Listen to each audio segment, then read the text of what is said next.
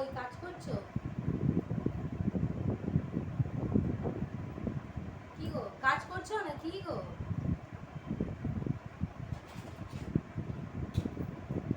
আরে শুনছো?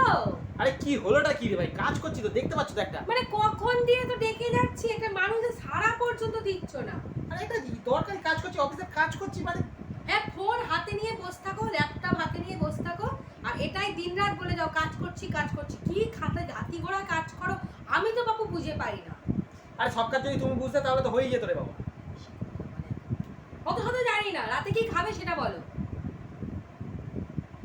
কি খাবে একবারে যা বার বলে দাও, আমি বারবার করে শুনতেও পারবো না, জিজ্ঞাসা করতে আসতে পারবো না। সহ্য কর। একটু কি খাবে? মেন্টাল পিস হলে মেন্টাল পিস দাও। কি মেন্টাল পিস দাও। এটা একটা খাবার জিনিস হলো? আলু পটলের ঝোল করেছি বড়ি দিয়ে, খেতে হলে খাও, নইলে খেও না। ওসব মেন্টাল পিস পিসের কোনো খাবার জিনিস নয়, ঠিক আছে? বেশি কথা বল। আর কি বলছো তুমি? হ্যাঁ, কি কথা বলতে চাইছো?